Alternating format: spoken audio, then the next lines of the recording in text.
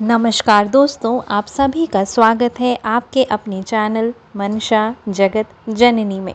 दोस्तों, वीडियो में नए हो तो वीडियो को लाइक करें, शेयर करें और सब्सक्राइब करें हमारे चैनल को मनसा जगत जननी को एवं वीडियो को अंत तक ज़रूर देखें।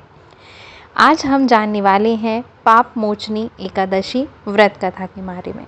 धर्मराज युधिष्ठिर बोले, हे जनार्दन, चैत्र मास के कृष्ण पक्ष की एकादशी का क्या नाम है तथा उसकी विधि क्या है? कृपा करके आप मुझे बताइए। श्री भगवान बोले, हे राजन, चैत्र मास के कृष्ण पक्ष की एकादशी का नाम पाप मोचनी एकादशी है।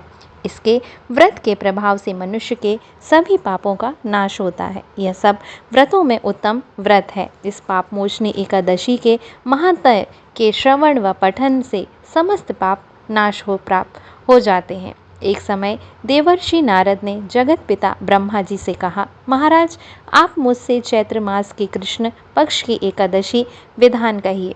ब्रह्मा जी कहने लगे, हे नारद, चैत्र मास की कृष्ण पक्ष की एकादशी पाप मोचनी एकादशी के रूप में मनाई जाती है। इस दिन भगवान विष्णु का पूजन किया जाता है। इस कथा के अनुसार प्राचीन समय में चित्ररथ नामक एक रमणीक वन था। इस वन में देवराज इंद्र गंधर्व कन्याओं तथा देवताओं सहित स्वच्छंद विहार करते थे। एक बार मेधावी नामक ऋषि भी वहां पर तपस्या कर रहे थे।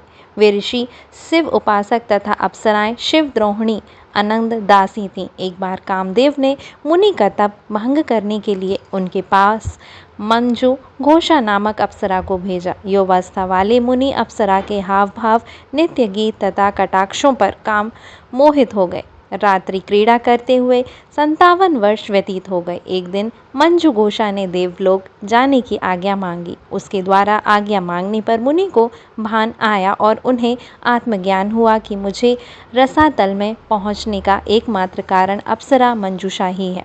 क्रोधित होकर उन्होंने मंजूषा को पिशाचिनी होने का श्राप दे दिया। श्राप सुनकर मंज घोषा ने कांपते हुए ऋषि से मुक्ति का उपाय पूछा।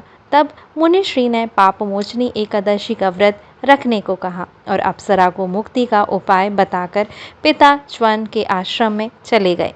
पुत्र के मुख से श्राप देने की बात सुनकर च्वन ऋषि ने पुत्र की घोर निंदा की तथा उन्हें पाप मोचनी चैत्र कृष्ण एकादशी का व्रत करने की आज्ञा दी। व्रत के प्रभाव से मंजू घोष अप्सरा पिशाचिनी देह से मुक्त होकर देवलोक चली गई। अतः हे नारद, जो कोई मनुष्य विधि पूर्वक इस व्रत को करेगा उसके सारे पापों से मुक्ति होना निश्चित है।